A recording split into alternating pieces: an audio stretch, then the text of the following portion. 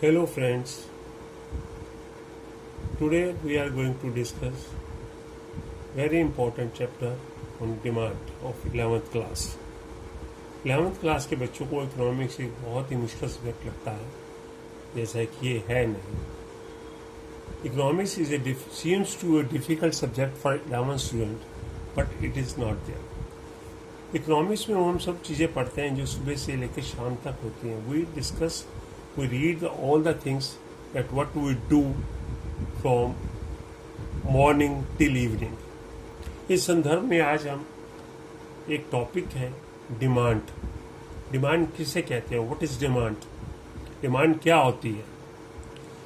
Demand is a thing that we need for our basic satisfaction. जो हमें वस्तुएं हमारी सेटिस्फेक्शन को पूरा करती हैं, जिनको हमें जरूरत होती है, उसे डिमांड कहते हैं. Demand is a buying of the things which satisfy our needs और बेसिक नीड्स पूरा करते हैं. क्या ये हमें जानते हैं कि हमें हर चीज़ की वस्तु की जरूरत क्यों पड़ती है? Why we need. हमें पेन चाहिए, कॉपी चाहिए, कार चाहिए, स्कूटर चाहिए, मोबाइल चाहिए. क्यों चाहिए? हर 2 मिनट में एक नई वस्तु हमें चाहिए होती है.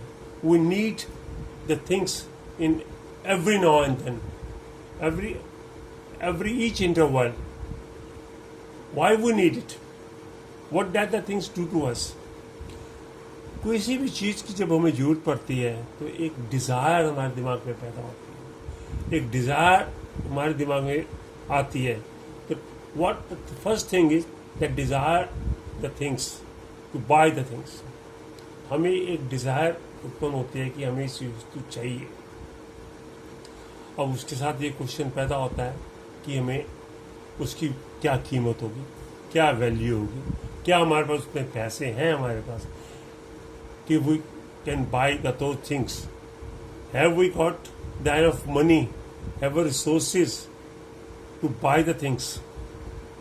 How can we buy the things? We go to our parents and to mummy and papa, ask them to buy the things for us. तो फर्स्ट क्वेश्चन वो करते हैं कितने की आएगी, what is the amount, what is the cost of the things. अगर उनके पास वो कीमत है, उनके पास वो वैल्यू है, उनके पास वो पैसा है जिसकी जरूरत आपको है, तो आपको वो पैसा दे देंगे या खुद आपके साथ जाके बाजार में आपको वस्तु दिलवा देंगे. अगर नहीं है तो मना कर देंगे.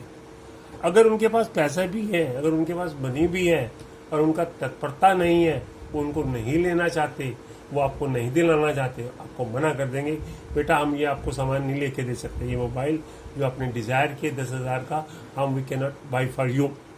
Then you feel angry, you will annoyed. Why you annoyed? Why you annoyed? Why you angry? knowingly that parents have, papa has enough money, but they are not ready to spend the money to buy the things. That is accepting the demand. अगर आपके पापा के पास पैसे हैं और आपको वो वस्तु नहीं दिलाते तो आप नाराज होते हैं, उन पर गुस्सा करते हैं, क्योंकि आप जानते हैं कि पापा के पास पैसे हैं लेकिन वो आपको सामान या आपकी जरूरत की वस्तु नहीं दिलाना चाहते. वो विलिंग नहीं है. आप उनको कहते हैं पापा को, आप तैयार नहीं हैं, आप पैसा खर्चना नहीं चाहते, आप कंजूस हैं, you are miser, you are not ready to spend the money. So the three things that constitute the demand. First is desire. That desire comes to us in our mind. Secondly, that we have money or resources to buy the things. Third is willingness, ichha, tatparta to buy the things, to spend that money. If any of the things disappear, if any of the things is not there, then the things is not known as demand. तो उसको हम demand नहीं कहेंगे. अगर इन तीनों में से कोई भी एक चीज़ नहीं है, डिज़ायर, मनी और विलिंगनेस, खरीदने की शक्ति है, तत्परता नहीं है, तो वो डिमांड नहीं कहलाएगी. अब डिमांड 2 तरह की होती है. या 2 types of demand, individual demand and market demand. व्यक्तिगत डिमांड वो होती है, individual demand is that demand that depends upon the person's belief, temperament, attitude, behavior, belief, etc. Liking and disliking of the individual person is also counts that. एक individual demand एक व्यक्ति की liking और disliking पे depend करती है, उसकी चाहत, इच्छा, एटीट्यूड, टेम्परामेंट पे डिपेंड करती है, उसको हम इंडिविजुअल डिमांड कहते हैं। मार्केट के अंदर जब हम जाते हैं, सामान, बहुत सारे इंडिविजुअल्स आते हैं सामान खरीदने के लिए, हर एक इंडिविजुअल पर्सन की डिमांड को जब काउंट करके समाप्त करते हैं, जो एक समय निकलता है, जो एक वस्तु का गिनती निकलती है, उसे हम मार्केट डिमांड कहते हैं। Market demand is the demand of all the consumers of given goods and services at a given price at which he is ready to all buy the goods and services. तो ये है demand. Next video में मैं discuss करूँगा law of demand क्या होती है और उसके पहलुओं पे प्रकाश डालेंगे।